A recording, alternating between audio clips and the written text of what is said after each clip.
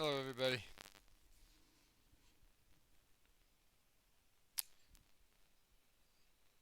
Well, we're finally down to the last project cycle, so hopefully that feels good to be there. This is pretty common for computer science classes, but it would be true for anybody who's going to be a software developer in life that you're going to work in cycles around projects. You're going to have some big project, there's going to be a deadline for it, and you're going to get it hopefully sewn up by the time the deadline reaches. In the real world, of course, releasing a product may just be the beginning of uh, many years of relationship with that piece of software as you improve it and update it and whatnot. In our class, usually finishing a project means you can move on to the next one. Let me bring up the browser and show you what's going on here. I made one small change to the schedule.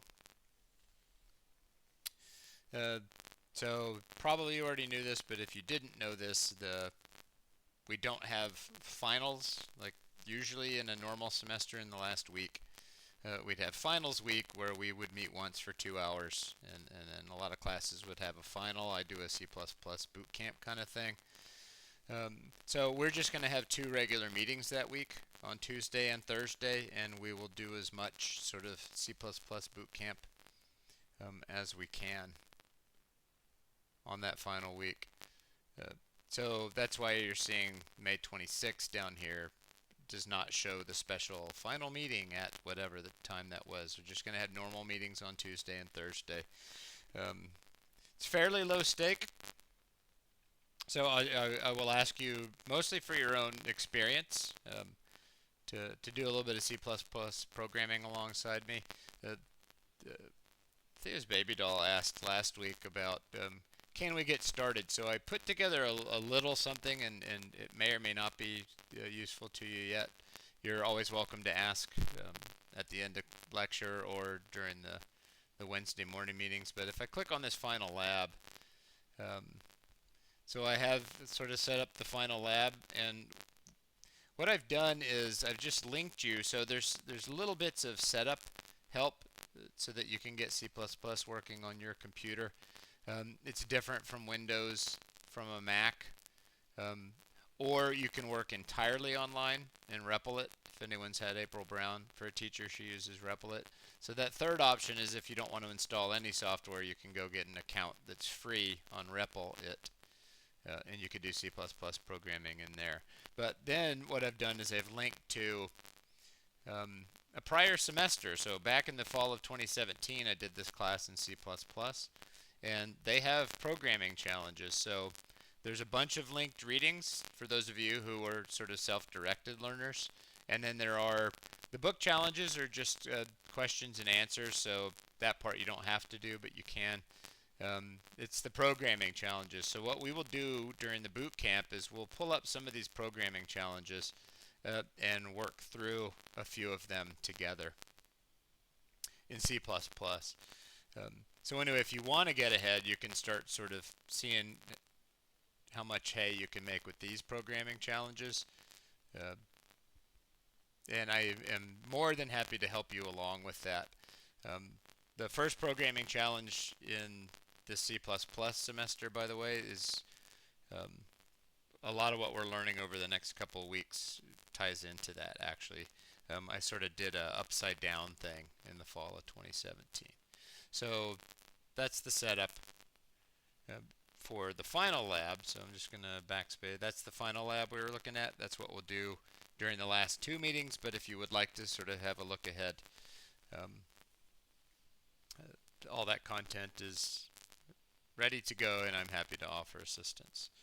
Okay, so that's that. What we're doing this week is structs. And I'm going to use my vertical camera, which is not currently on. Let me turn it on.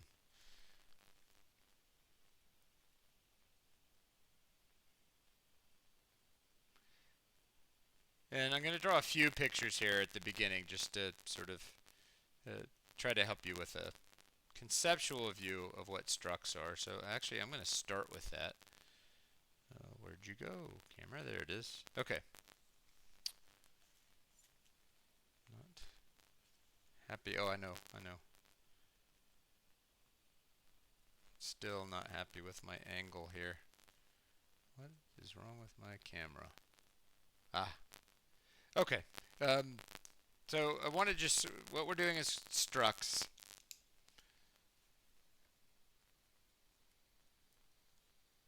And really, what we can contrast this with is a variable.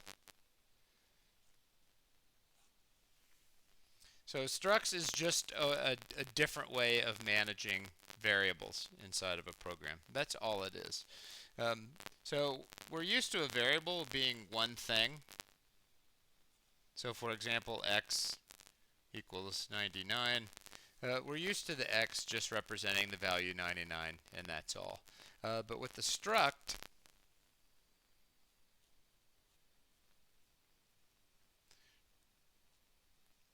it would look like this. And I'm going to type this in code also, so don't worry too much about this. I just want to give you the high level view. With a struct, what we're doing is we're actually creating a container to place many variables inside of. So we can say like the box, the contents of a box might be a string, and the weight of a box might be a float 64.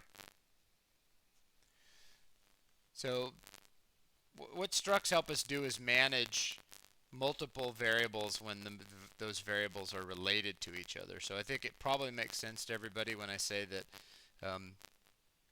a box has contents and a box has a weight.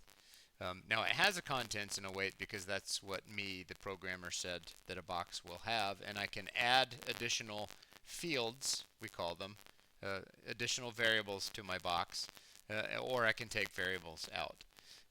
The way we'd build a box, I'm going to call mine box 1, is a little bit different because we don't just have a single piece of data. Now we have a container that has multiple pieces of data in it.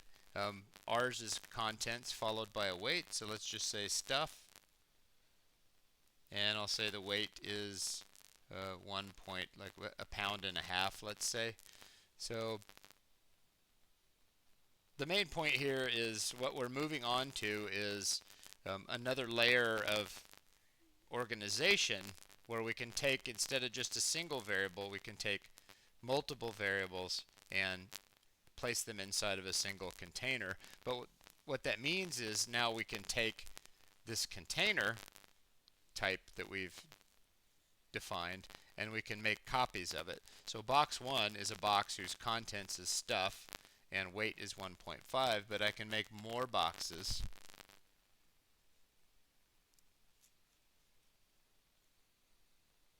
You know, I'm putting donuts in one of them. And I don't know how much a box of donuts weighs. Well, let's say they're heavy ones, 2 pounds of donuts. So now box 1 has a contents of stuff and a weight of 1.5, and I know that a box has contents and weight because I've seen the definition of what a box is, which is a struct or a container to hold contents, which is a string, and weight, which is a float. So when I make a box that's a container for some contents that I want to put in it and some weight that I want to associate with it. And here I'm making another box, box 2, which is a box that now I've decided I want the contents of box 2 to be donuts and the weight of box 2 to be 2.0. So the sort of high level view that I want you to have is that a struct, which is what we're doing right now, is just a way to wrap up multiple variables into a single container, as opposed to what we've been doing all semester, which is one variable at a time. So now let's put the box in code and play around with it a little bit.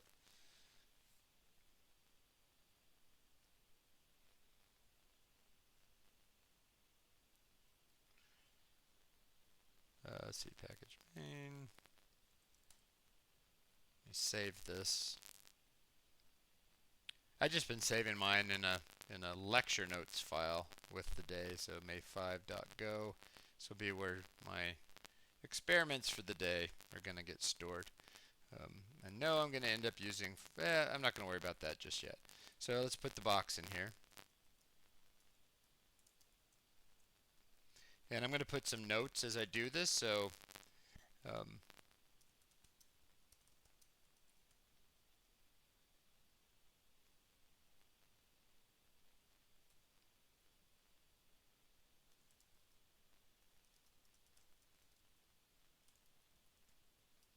so this is some terminology that I'm throwing at you. Um, so box defines a type, and this is hard because I know this is in software and it's characters on the screen, and it doesn't really make any sense. But when I do this type box struct, I'm kind of making a blueprint. And I use that idea because I think most people realize that a blueprint for a house is not a house. It's just what a house would be if you built one. So this is kind of the same idea with the struct. Um, this is the blueprint for a box, which tells you what a box will be, but it's not a box. It's just a blueprint for one. So I said that boxes will have contents and boxes will have a weight. And why not while we're at, oops, I misspelled weight. Why not while we're at it, let's give it a width, which would be an int, a height, which would be an int, and a width, height, depth, which would be an int. Something like that. So I can do a little bit of math with it later down the road. Okay, so this is a blueprint for a box. Or in programmer speak, we'd say that box defines a type. In architect speak, they'd say this is a blueprint for something. In programmer speak, we say I can make instances of a box. In architect speak, we'd say I can take a blueprint and make houses. So we call our blueprints types, and we call our houses instances. So let me just make an instance. So here's a type. So I know now if I want to build a box, I'm going to need to have contents, a weight, and a width, and a height, and a depth. So I'm going to make myself a box. And to have a box, I need contents. I will put, I don't know what I'm going to put in my box. I'll put stuffed animals. I don't know why. Just sounded pleasant. The weight, so let's just say 3/4 of a pound. And then I'll make it fairly big, so it'll be like a 3 by 3 by 5 depth. Well, no, it's a width, height. Let's make it 3 wide by 5 feet. Feet? Yeah, sure, feet high. It's a big box of stuffed animals. So box 1 is an instance. There I've actually taken the blueprint for a box and I have filled it up with data to match all of these different fields, we call them. So the contents of box 1 is stuffed animals. The weight of box 1 is 0.75, and notice I'm going in order. The width is 3, the height is 5, and the depth is 3. Okay, so I've defined a type box, and now I've made an instance of a box, and I'll put a note here. So box 1 is an instance of a box. Now let's see, how do we actually get at this stuff? So I have a box of something. So if I take box 1, and Baby Doll's actually answered this question before. I think she's here, so if you are, welcome, Baby Doll. Yes, you are. She's answered this one before. So if I want to just pull the contents of this box 1 back out, how do I get to the contents of the box? So what we use is called the dot notation, which is a dot. So you know a programmer, by the way, if they call that a dot? A period is just one way to use a dot, but technically it's just a dot. But we call this the dot notation in programming. So you take your instance, you use a dot, and then you pull from it what you want, which in this case is the contents. So the box's contents, which is stuffed animals, will slot into this spot %s here. I am going to go run that. You can't see right now, so let's go run it.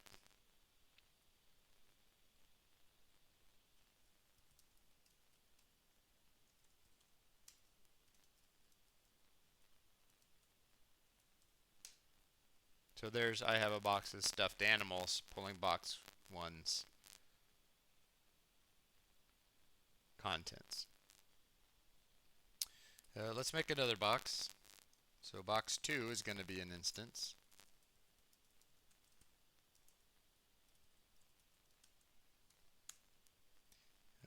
It's another box, and then let's see, contents. So I'm putting the donuts in this one. Let's say it weighs 3/4 of a pound. I have to guess. So the width of it's probably like, we should do these in inches.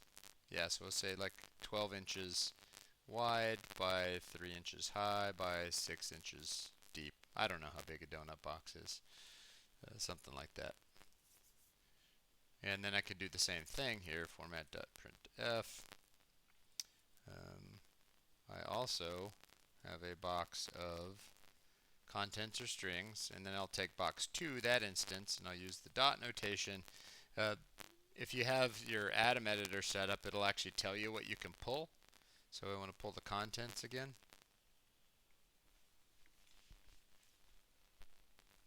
So that should say I also have a box of donuts.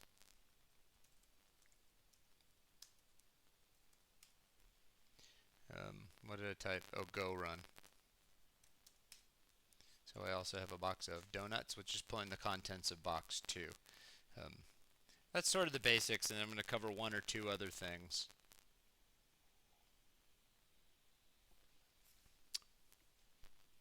Okay, so let's start with the one that'll look, I hope, the most familiar, which is to make a function. And what do we want to do in this function?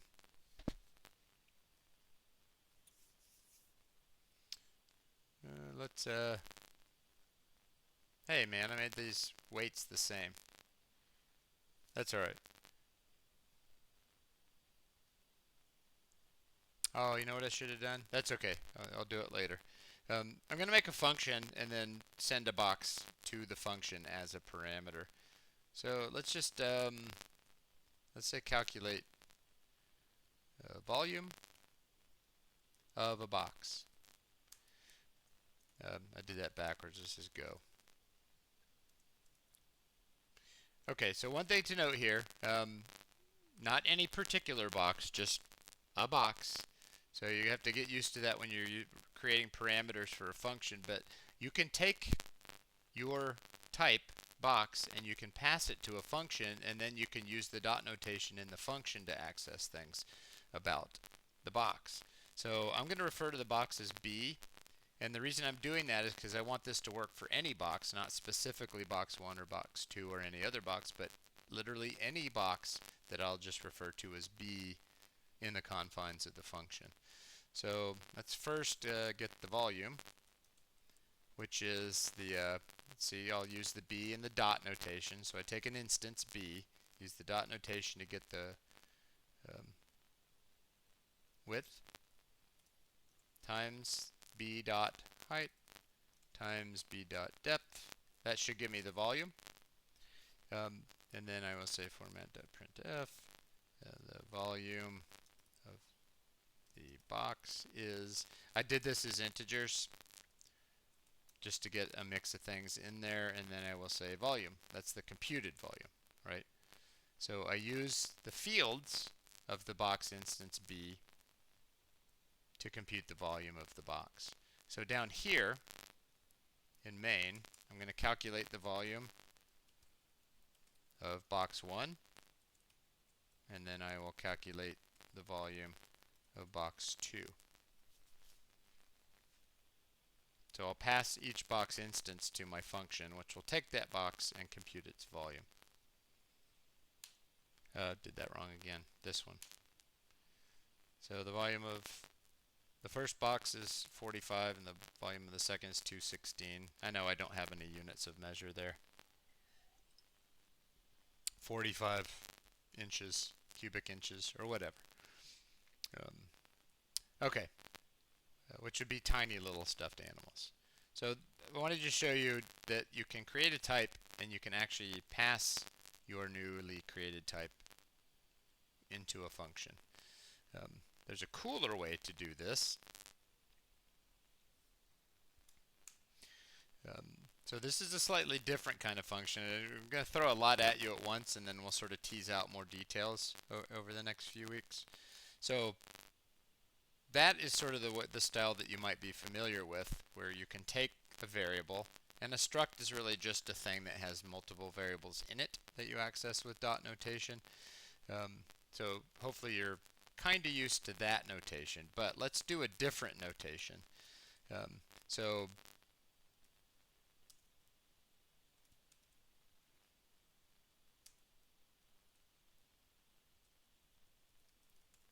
This word describe, by the way, is just how I like to say it. This could be print details. We'll say print details just to be a little different.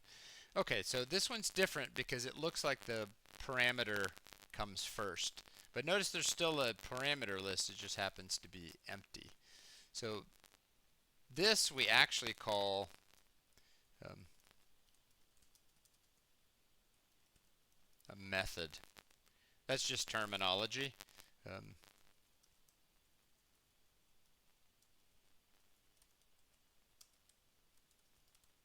You invoke it by doing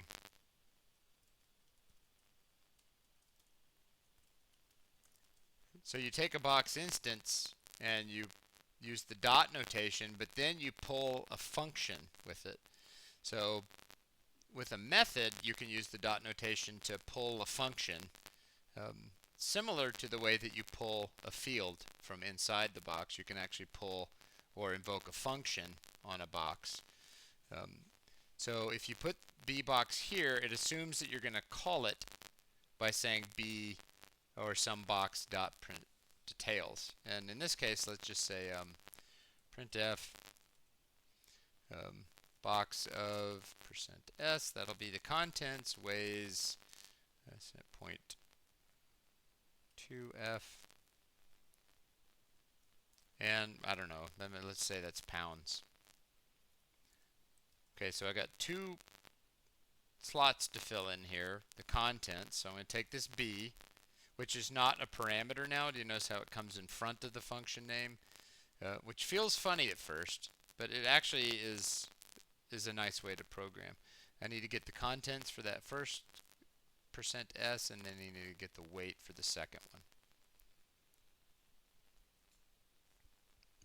So you can pass boxes as parameters to functions, but you can also make them call their own functions for themselves.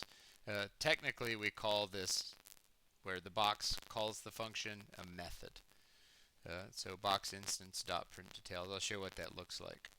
So these are functions where I pass a box. Now to call a method, I take the box dot.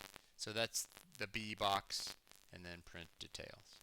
A lot of us are used to this style of programming and like it quite a lot. I suspect that if you practice with it a little bit, you'll get to where you find it quite comfortable too. It's hard to see at first because if you're still learning your way around the language, like which is which. So how did I know that I could do box one dot print details? The way I know that is because if I look at print details, it has a parameter list, and then separately from that, in front of the function name, it tells me, oh, a box is supposed to be pulling this. That's what this tells me, is that if I want to use print details, I need to do some box instance dot print details.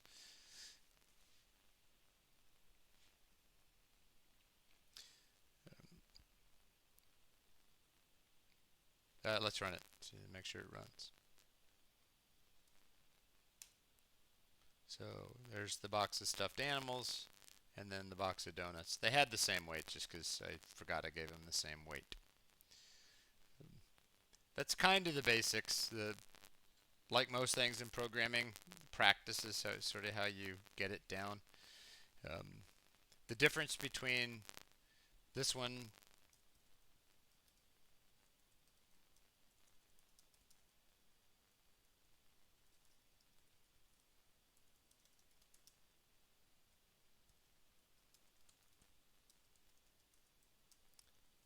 So calculate volume is just a function, like all the functions that you've been writing for a while now, that takes a box as its parameter.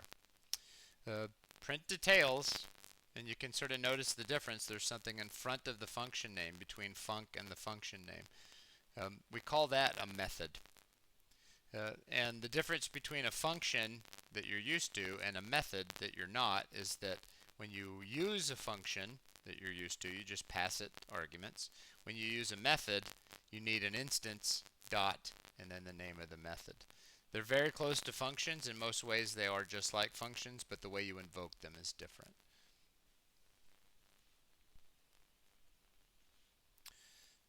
Okay, so that's sort of my introduction to structs using this box thing. So the lab is a lot more intimidating looking than this, so I'm going to start solving it a little bit. So let's go grab the code for lab 14. We've already done some of this before, so that some of this is repeat. But let's sort of just work our way through a few and see what happens.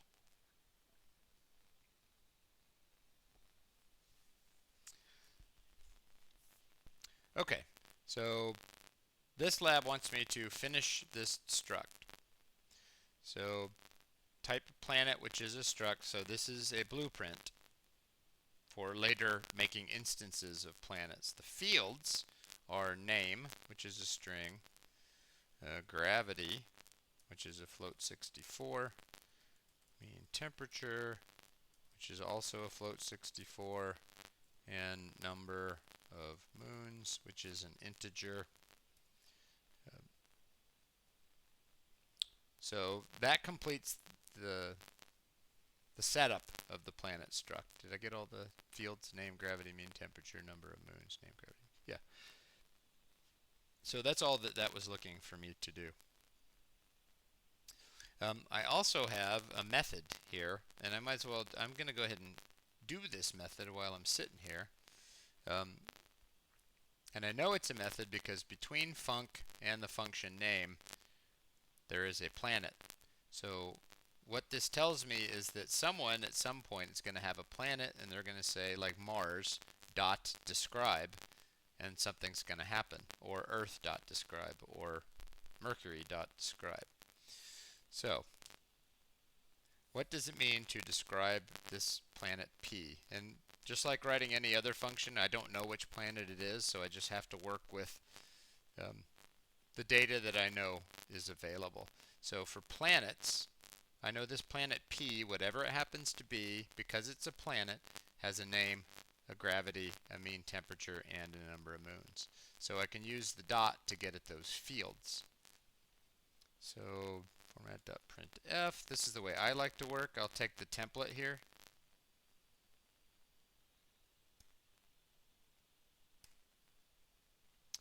And then I'm going to poke holes in it. I'm going to put a new line on there. So I don't want Mars because I don't know what the planet's name is. It's going to be some name that I know is going to be a string because planets' names are strings. The mean temperature, that's a float 64, so I can do a %.2f there. The number of moons is an integer, so %d. I'm going to put little parentheses around this because I think it'll look nicer. Moon, or because some of the, maybe they have one moon. So now how do I fill in those things? I have to take this planet, P, and access its name, its mean temperature, and its number of moons. So I'm going to hit enter right here and take it to the next line down. P dot name, we'll fill in the %s, P dot mean temperature. We'll fill in the %.2f, p dot number of moons. We'll fill in the %d for the number of moons. So this is a method. Some planet somewhere is going to say Mars.describe. And then in that case, it will get Mars's name, Mars's mean temperature, Mars's moons. At some point, that might say Earth.describe, in which case the P will be Earth, and we'll do Earth.name. Anyway, we'll see that here in just a second. Let's just work with those two and see where we get. So now I'm going to go down here to main. There's already some describe set up for me, so that's good. Okay, what am I supposed to do? Create a slice of planets for all the planets. So this is going to hurt, but I'm going to do what Baby Doll did last week, which is I'm going to make the planets first. So I'm going to make the planets. Remember, this is how we did the boxes, and then we filled in the fields. So let's make the planets. Mercury, Venus. I'm just going to make a couple of them. Mars is a planet, and we'll have some stuff. Jupiter is a planet that'll have some stuff. Does Earth not get to be in here? I guess we didn't do Earth. That's odd. Well, whatever. Saturn is a planet. Uranus is a planet. I know, that's debatable, I think, still. Or is it Neptune? I don't remember. Neptune is a planet. Pluto is a planet. And then let's go populate these with some data. So I'm going to plug this in and just go grab me some stuff.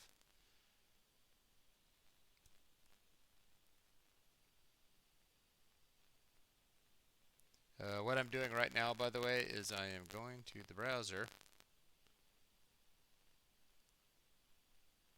And I'm grabbing me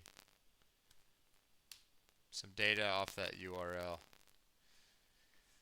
Let's see. Gravities. This could take a while. It's alright. We can do it. What's my first one? Mercury. Okay, so I need to remember that name, gravity, mean temperature, number of moons. So name, well, that's easy. Mercury. Gravity for Mercury is 12.1 whatevers. I'm looking down this column here. Mean temperature is 333. And the number of moons is none. Poor Mercury. Venus. So notice how I am populating. The instance is Venus. It's a planet, and I'm populating it with Venus information. Venus's gravity is 29.1.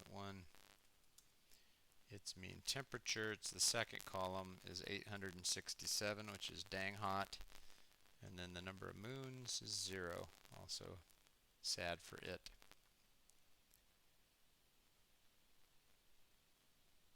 Yeah, I'm just gonna bang it out. So I'll beg your patience, but maybe just sort of talking through each one I've decided might help somebody. So I'm just gonna be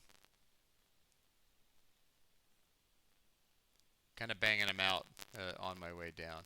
So the reason I know that the name comes first and the gravity second and the mean temperature and the moons is because if I look at the type, that's the order that those things appear in, and that is important. So name followed by gravity, followed by mean temperature, followed by number of moons.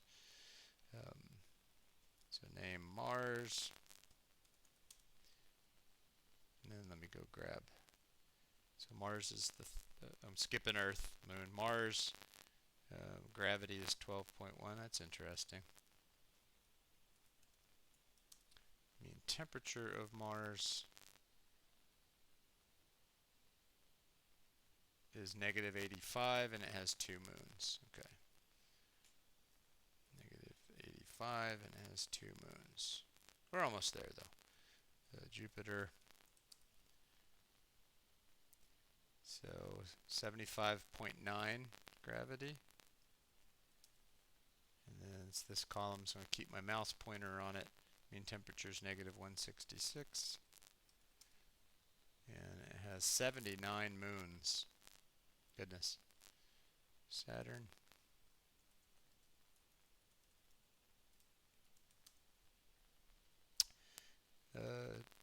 Gravity's 29.4.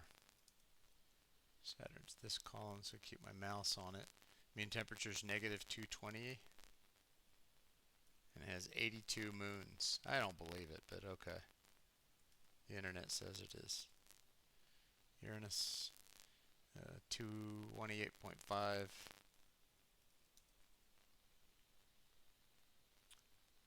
Negative 320 is the mean temperature. And the number of moons is 27. Neptune, but we're almost there. Neptune, mean gravity is 36.0. Mean temperature is negative 330. And the number of moons is 14.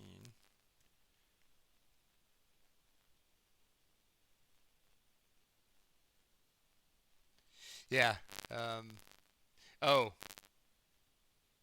I moved the wrong thing. Sorry.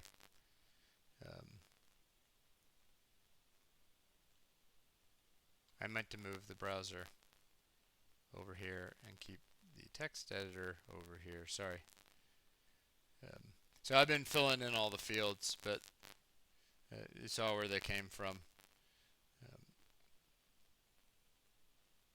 So Pluto, and then go grab its data. Pluto's way over here. Gravity is 2.3. Last column, mean temperature is negative 375, and it has 5 moons.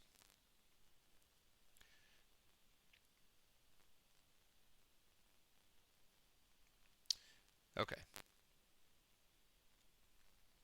So this is repetitive. It's kind of repetitive on purpose because I know that I benefit by it, and I hope that some people at least will, the repetition of it. You just sort of get some muscle memory for what it's supposed to look and feel like as you type it. So it didn't ask me to do Earth, so I didn't. Asked me to just do these planets, so I took this link up here and I went and grabbed all that data for them. So I have 1, 2, 3, 4, 5, 6, 7, 8 instances of planet. Now my challenge is I have to create a slice for those planets. So we're kind of doing a whole lot of experience in one lab here, but this is how you create the individuals. Now if you want a slice, it expects the slice to be called planets. So planets is a slice of planet. It's a slice of that struct. So I can take several instances of a struct and I can put them in an array or a slice. So I'm going to make the slice by putting all of my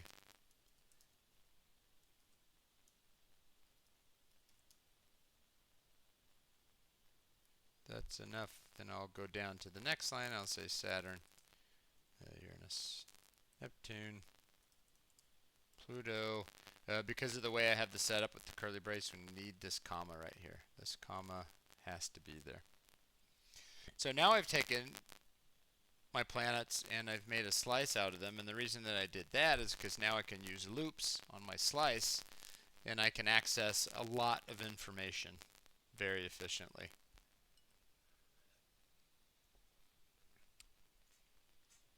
So I think this is a little bit more like Baby Doll did it, although not exactly. There's a whole bunch of different ways you could do this. I wanted you to see me creating the instances one by one by one, and then I wanted you to see me take my instances and load them up into a slice. So planets is a slice of planet struct, and here they are, the planets that I created. Now what the range loop is going to do is it's going to range over all those planets and take each of them in turn and call the describe method on it. So we're going to see Mercury described, followed by Venus described, followed by Mars described, Jupiter described, and so on. Should be in that order. Mercury, Venus, Mars, Jupiter, Saturn, Uranus, Neptune, and Pluto. Now I need to hide the browser because I'm going to run the program.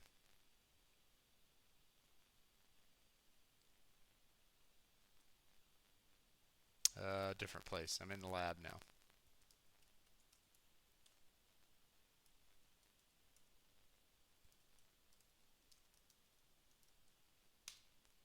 So there they are. Notice that the data is different because that's the data that matches with. So here's Mercury, has no moons. Why do I keep doing that? Mean temperate. It's not mean temperate. It is mean temperature. Guess my fingers just don't want to type temperature. Mean temperature. So now I got to rerun it. There we go. Mean temperature. Mercury, Venus, Mars, Jupiter, Saturn, Uranus, Neptune, Pluto, and then their respective values for mean temperature and moons. It is not printing out their gravities, but it wasn't asked to do that, so I didn't. So that takes some practice in abstract thinking. Might do one other of these just to see how that works before we quit for the day. Or actually, before I maybe talk a little bit about the last project. Okay, so we've created 8 planet instances. We have created a slice that contains those 8 planet instances. And we have used a range loop over that slice to call describe on each of those planet instances. It's pretty crazy how that works. So each one of those, Mercury, Venus, Mars, Jupiter, Saturn, Uranus, Neptune, and Pluto, has described called on it in turn. And if we go back and look at describe one last time, that is a method where you say a planet P dot, so Earth dot describe, Mars dot describe, and then whatever planet is being asked to be described, we show that planet's name, that planet's mean temperature, and number of moons. The P comes from right here. So this could be changed if we wanted it to. We don't know which planet. It's whatever planet happens to be have got us here right now. But I happen to like the shorter version. So P for planet, and then P dot, P dot, P dot. Okay, so let's do one of these. And I'm going to steal the easiest one from you. So notice, by the way, I'm not going back to main to look. I don't care about main. If I were given a slice of planets, could I find the one with the most moons on it? The answer is yes, I can.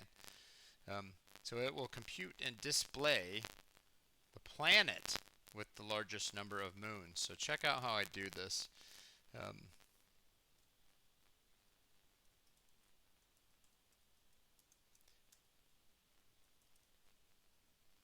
So I'm going to grab the first planet in that slice and call it the most moons planet. Could be Mercury, could be Venus, could be whatever, I don't know. You've seen this algorithm before. I'm going to grab the first one, and I'm going to call that the most moons planet. Then I'm going to range over, I'm going to count loop actually over the rest of them. So I'm going to start the count loop at index 1 because I already pulled index 0. I less than the length of the slice of planets, I plus plus. And then here's the magic part. So if planets at I, this is tricky because you have to understand what this is. That's a planet. That is one planet in the slice of planets. And if I want information about one planet, I use the dot notation. And if you notice, Adam actually knows what you can pull on any planet. In this case, I want the number of moons. So if I'm looking at this planet and it is greater than, not the most moons planet, that's the whole planet, but the number of moons on that planet. So if the planet from the slice has a number of moons that's greater than what I thought was the planet with the most number of moons, uh, well, that is now the most moons planet, is that newest planet. This is the same algorithm we did for min and max on project 3. We take the first one, assume that's the planet with the most, and then we look to prove ourselves wrong by comparing the number of moons between planets. And whenever we find a larger number of moons, we keep it. At the end, by the way, we can do this. I'm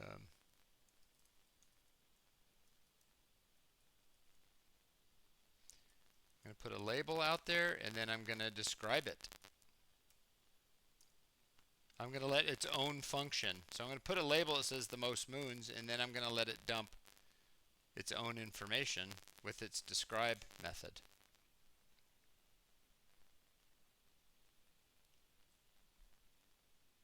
In fact, I can probably put them on the same line, and that would look kind of cool. Let's see. We know what it is. It should be Saturn.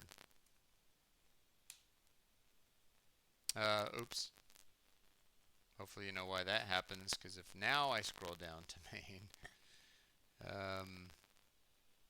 I never called most moons past planets, so let's do that. Most moons with planets. Have to call the function with these planets in this slice for it to work. Most moons is Saturn, has 82 moons, so that's exactly what I expected to have happen.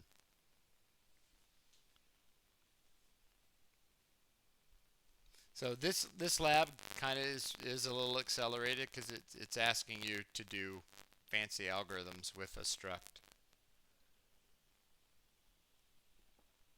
But one thing you'll notice is we don't end up writing very much code to solve these problems. So that's probably where I am gonna stop so I can show you project. We will finish. Yeah, we can go fast through coldest planet, hottest planet, calculating the weight, that's going to be easy. The least weight, the most weight. Yeah, we can do all that stuff next time. So in the few minutes we have left, let me talk about the project.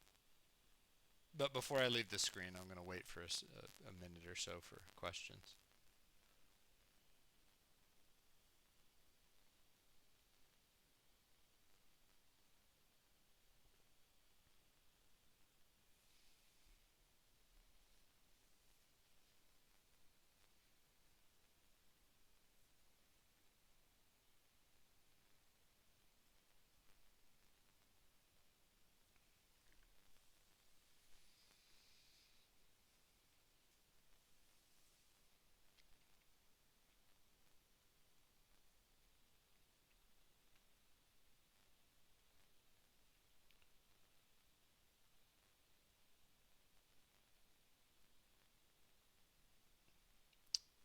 Okay, so project.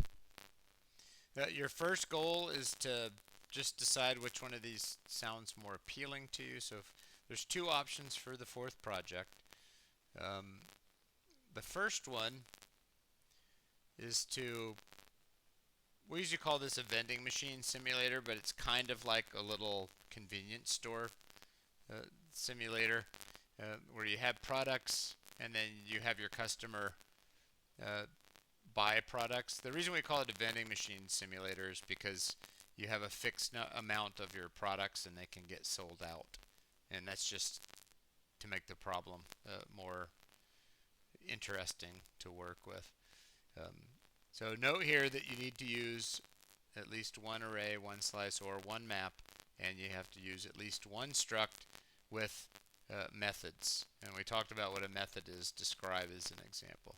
Now for now, this is just sort of thinking about which one of these sounds appealing to you.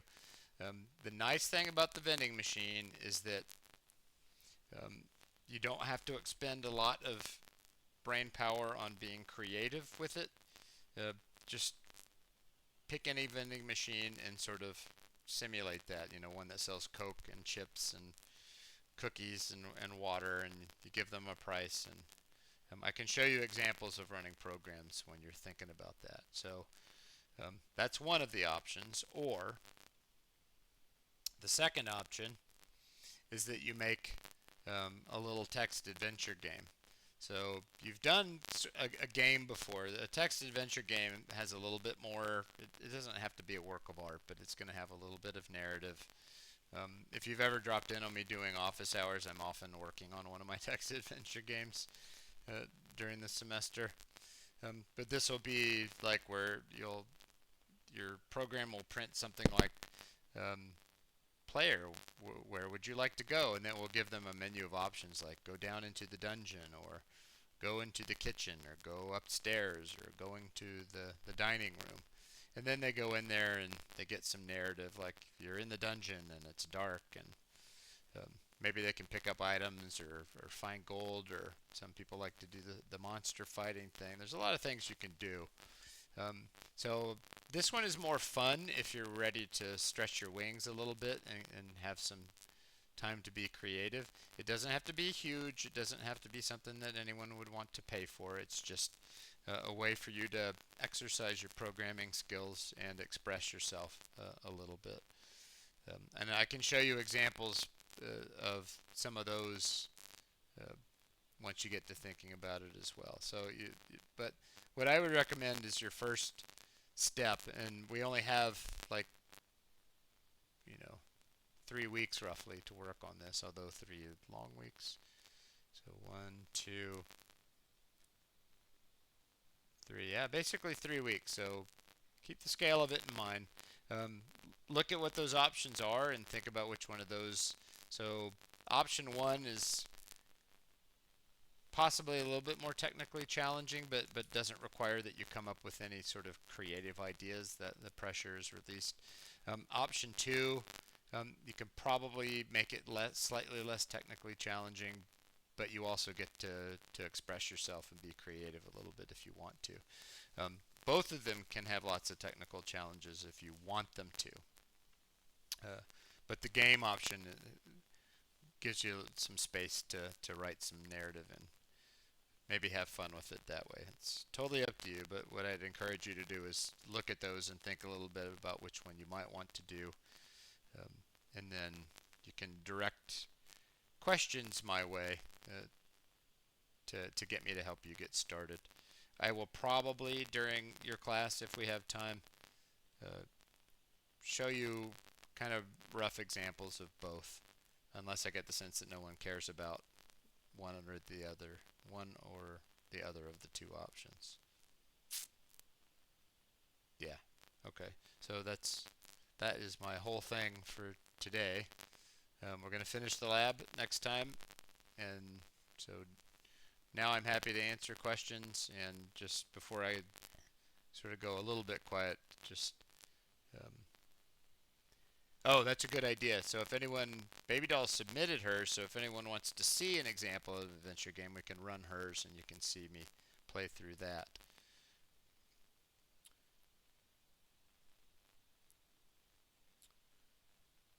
But anyway, we can do that during Q&A tomorrow. We can do it now. So totally up to you guys. But if you want to see examples of any of these kinds of programs running, we have one from your class that's already been done, and it's neat. It's got a clever idea. Um, but I can also show you others, and I can also kind of show you how I might go about beginning to solve the problem.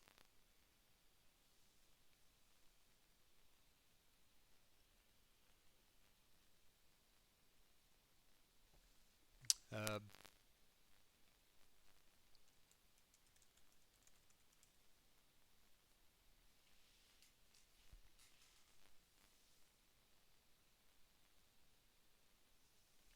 okay, so let me grab a.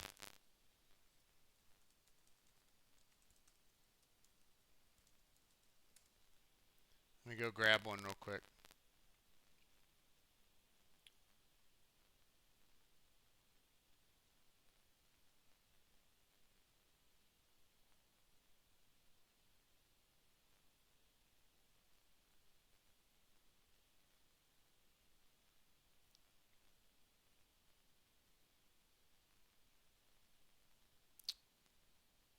I'm trying to think of when I last did a good one. 21 project.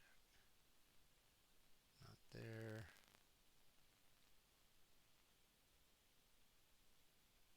I may have to go pull up one of my own.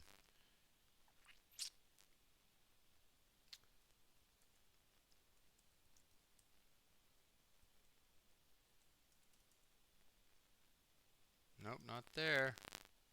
Give me a sec. I'll find one somewhere. Um, Not student submissions there.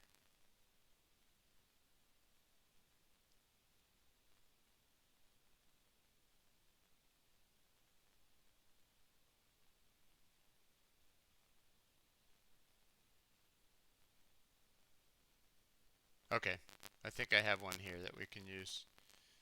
Um, Spring 2019.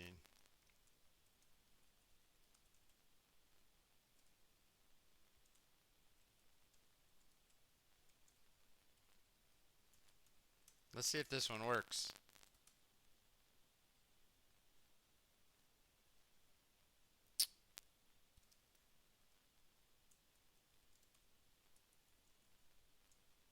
Sorry, this is taking longer than I'd like, but I will get. I'll get it.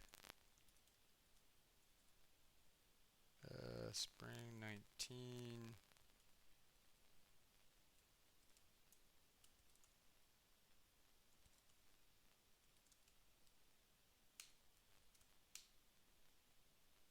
That's fine. We will deal with that.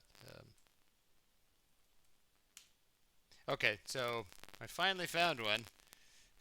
We'll see how this one works. Um, so this will be an interesting test. So this is a vending machine example. Let me make sure that you are seeing it. Okay, you are. Um, so here's the items. This QOH means quantity on hand, and then a price, and then he's also got a column for the quantity sold on his, and then a menu for what you want to buy. So let's buy some Cheetos. I'm going to put a little c and see if he thought of that. It does. All right. So how many bags of Cheetos do you want to buy? Let's just buy one for now. Um,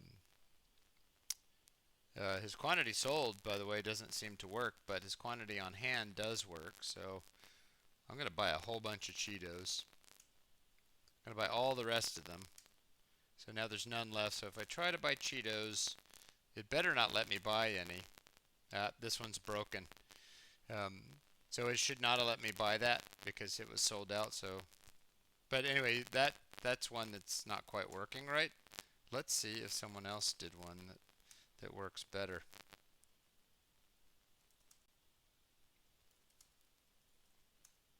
All right, so here's another one. This person wasn't very interesting. Item one, but anyway, let's try to buy some stuff. So if I buy one, all right. So this one wants me to pay um, $2 and press enter. So I'll go ahead and just let it. Um, that's fine. Press Y plus enter. All right, so now it's 0. Tells me it's out of stock. So that's good. Anyway, this one is not a very exciting one to look at, but you sort of can see how this one works.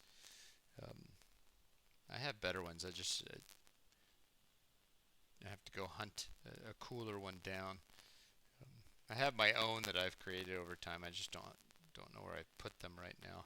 So I don't know, Tyler, if that helped or not. Hopefully that gives you some sense of what the interfaces look like. We can certainly do way cooler than that in the Go language. Let's see what this person did.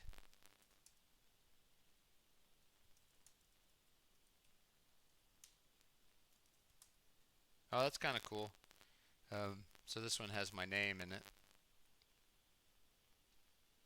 Okay, yeah, so that's 3 different ones. None of those was knocking my socks off, but they all sort of give you an idea of how those work. So that's the vending machine thing. Let's see if it doesn't make clean, by the way. It kind of does.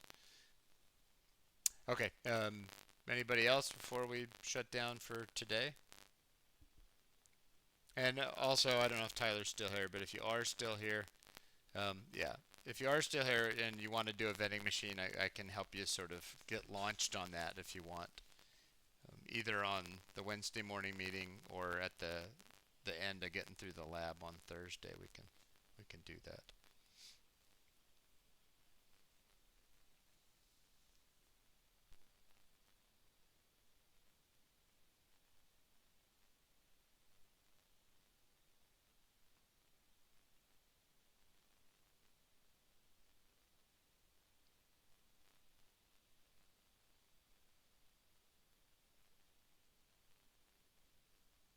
Okay, hopefully we're all good. So I will wish everybody a good rest of your day today, and have a good day tomorrow if I don't see you in the morning during the Q&A session. But the Q&A is pretty lonely for me usually, so if you want to come in, um, yeah. So if you want to come in on a Wednesday morning, that's a good time when I'm usually just sitting here playing around with stuff. So I'm more than happy to sort of fiddle around with your ideas toward Project 4. So if you can on Wednesday morning, that's great.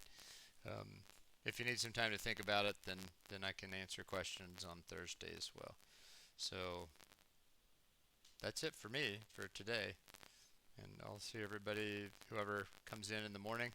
Baby Doll, thank you as always for pitching in with your offer to share stuff. So eventually there will be a question about what does the game idea look like, and we'll use yours to answer that. Um, Otherwise, again, I'll see everybody next time I see you for class 2 on Thursday or the Q&A at 10 a.m. in the morning. So see you later.